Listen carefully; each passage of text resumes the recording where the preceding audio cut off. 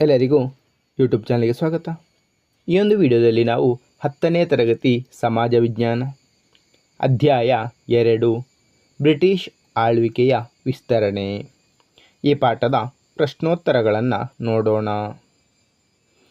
ಕೆಳಗಿನ ವಾಕ್ಯಗಳಲ್ಲಿ ಖಾಲಿ ಬಿಟ್ಟ ಸ್ಥಳಗಳನ್ನು ಸೂಕ್ತ ಉತ್ತರಗಳಿಂದ ಭರ್ತಿ ಮಾಡಿ. ಮೊದಲನೇ ಪ್ರಶ್ನೆ, ಮೊದಲನೇ ಆಂಗ್ಲೋ ಮರಾಠ ಯುದ್ಧದ ಅಂತ್ಯದಲ್ಲಿ ಮರಾಠರು ಮತ್ತು ಬ್ರಿಟಿಷರ ಮಧ್ಯ ಡ್ಯಾಶ್ ಒಪ್ಪಂದ ಆಯಿತು. ಉತ್ತರ ಸಾಲ್ಬಾಯ್ ಒಪ್ಪಂದ. ಎರಡನೇ ವಾಕ್ಯ, ಸಹಾಯಕ ಸೈನ್ಯ ಪದ್ಧತಿಯನ್ನು ಜಾರಿಗೆ ತಂದವನು ಡ್ಯಾಶ್. ಉತ್ತರ ಲಾರ್ಡ್ ವೆಲ್ಲೆಸ್ಲಿ.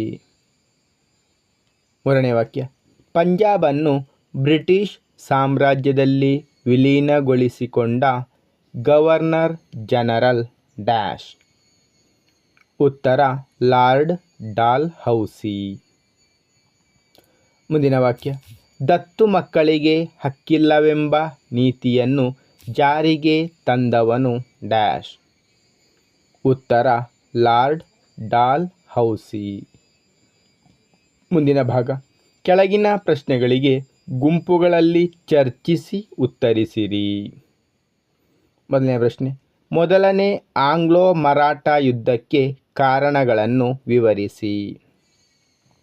ಉತ್ತರ, ಮೊದಲನೇ ಆಂಗ್ಲೋ ಮರಾಠ ಯುದ್ಧಕ್ಕೆ ಕಾರಣಗಳು: ಮರಾಠರ ಬಲಿಷ್ಠ ಪೇಶ್ವೆ ಮಾಧವರಾವ್ ತೀರಿಕೊಂಡದ್ದು ಮರಾಠರಿಗೆ ತುಂಬಲಾರದ ನಷ್ಟವಾಯಿತು.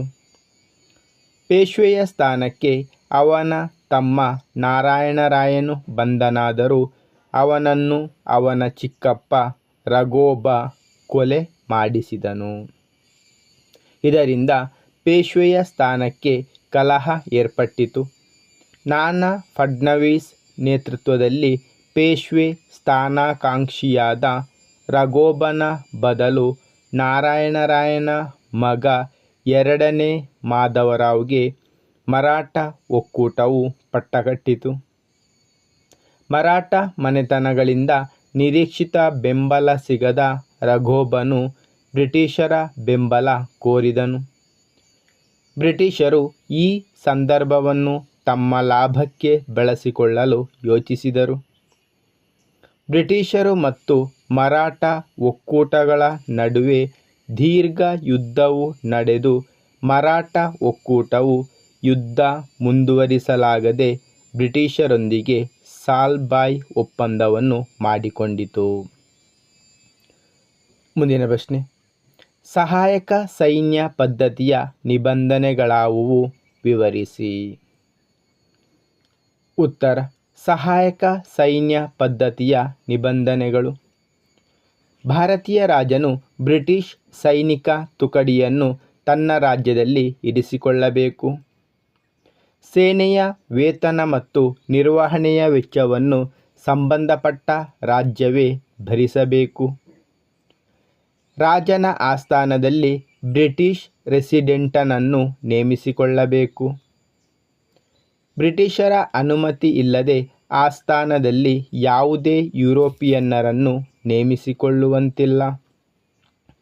ಭಾರತದ ಯಾವುದೇ ರಾಜ್ಯಗಳೊಂದಿಗೆ ಯುದ್ಧ ಅಥವಾ ಸಂಧಾನ ಮಾಡಿಕೊಳ್ಳಬೇಕಾದರೆ ಗವರ್ನರ್ ಜನರಲ್ನ ಸಮ್ಮತಿ ಬೇಕು.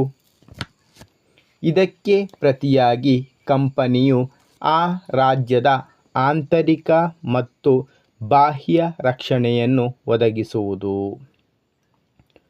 ಮುಂದಿನ ಪ್ರಶ್ನೆ, ಮೂರನೇ ಆಂಗ್ಲೋ ಮರಾಠ ಯುದ್ಧವನ್ನು ವಿವರಿಸಿ. ಉತ್ತರ, ಮರಾಠ ಮನೆತನಗಳು ತಮ್ಮ ಘನತೆ ಮತ್ತು ಸ್ವಾತಂತ್ರ್ಯವನ್ನು ಉಳಿಸಿಕೊಳ್ಳಲು ಇನ್ನಿಲ್ಲದ ಪ್ರಯತ್ನ ನಡೆಸಿದವು. ಪೇಶ್ವೆ ಕೂಡ ಬ್ರಿಟಿಷರ ನಿಯಂತ್ರಣದಿಂದ ಮುಕ್ತಗೊಳ್ಳಲು ಹವಣಿಸುತ್ತಿದ್ದನು. 1817ರಲ್ಲಿ ಪೇಶ್ವೆಯು ಪೂನಾದಲ್ಲಿ ಬ್ರಿಟಿಷ್ ರೆಸಿಡೆನ್ಸಿಯ ಮೇಲೆ ದಾಳಿ ನಡೆಸಿ ಸುಟ್ಟನು. ನಾಗಪುರದ ಅಪ್ಪಸಾಹೇಬ ಮತ್ತು ಮಲ್ಹಾರ ರಾವ್ ಹೋಲ್ಕರ್ ಕೂಡ ಬ್ರಿಟಿಷರ ವಿರುದ್ಧ ದಂಗೆ ಎದ್ದು ಸೋತರು. ಅಂತಿಮವಾಗಿ ಪೇಶ್ವೆ ಎರಡನೇ ಬಾಜಿರಾಯನು ಬ್ರಿಟಿಷರ ವಿರುದ್ಧ ಕೋರೆಗಾಂವ್ ಮತ್ತು ಅಸ್ಟಿ ಯುದ್ಧಗಳಲ್ಲಿ ಸೋತು ಶರಣಾದನು. ಬ್ರಿಟಿಷರು ಪೇಶ್ವೆ ಪದವಿಯನ್ನು ರದ್ದುಗೊಳಿಸಿ ಬಾಜಿರಾಯನಿಗೆ ವಿಶ್ರಾಂತಿ ವೇತನ ನೀಡಿದರು. ಬದಲಿಗೆ ಶಿವಾಜಿಯ ವಂಶಸ್ಥ ಪ್ರತಾಪಸಿಂಹನನ್ನು ಸಣ್ಣ ರಾಜ್ಯ ಸತಾರದಲ್ಲಿ ಪ್ರತಿಷ್ಠಾಪಿಸಿದರು. ಮುಂದಿನ ಪ್ರಶ್ನೆ, ಬ್ರಿಟಿಷ್ ಅಧಿಕಾರ ವಿಸ್ತರಣೆಗೆ ದತ್ತು ಮಕ್ಕಳಿಗೆ ಹಕ್ಕಿಲ್ಲ ಎಂಬ ನೀತಿಯು ಹೇಗೆ ಸಹಕಾರಿಯಾಯಿತು? ಉತ್ತರ, ಲಾರ್ಡ್ ಡಾಲ್ಹೌಸಿಯು ತನ್ನ ವಿಸ್ತರಣಾ ನೀತಿಯನ್ನು ದತ್ತು ಮಕ್ಕಳಿಗೆ ಹಕ್ಕಿಲ್ಲ ಎಂಬ ನೀತಿಯ ಮೂಲಕ ಸಾಧಿಸಿದನು. ಈ ನೀತಿಯ ಪ್ರಕಾರ ಯಾವನೇ ಒಬ್ಬ ಭಾರತೀಯ ರಾಜನು ಮಕ್ಕಳಿಲ್ಲದೆ ಮೃತನಾದರೆ ಅವನು ದತ್ತು ತೆಗೆದುಕೊಂಡಿದ್ದ ಪುತ್ರನಿಗೆ ಉತ್ತರಾಧಿಕಾರತ್ವದ ಹಕ್ಕಿರಲಿಲ್ಲ. ಅಂತಹ ರಾಜ್ಯಗಳನ್ನು ಬ್ರಿಟಿಷ್ ಸಾಮ್ರಾಜ್ಯದಲ್ಲಿ ವಿಲೀನಗೊಳಿಸಿಕೊಳ್ಳಲಾಗುತ್ತಿತ್ತು. ಈ ನೀತಿಗೆ ಒಳಪಟ್ಟ ರಾಜ್ಯಗಳಲ್ಲಿ ಸತಾರ, ಜೈಪುರ್, ಸಂಬಲ್ಪುರ್, ಉದಯಪುರ್, ಝಾನ್ಸಿ, ನಾಗಪುರ ಮೊದಲಾದವು ಪ್ರಮುಖವಾದವುಗಳಾಗಿವೆ. ಮುಂದಿನ ಪ್ರಶ್ನೆ, ದತ್ತು ಮಕ್ಕಳಿಗೆ ಹಕ್ಕಿಲ್ಲ ನೀತಿಗೆ ಒಳಪಟ್ಟ ರಾಜ್ಯಗಳಾವುವು?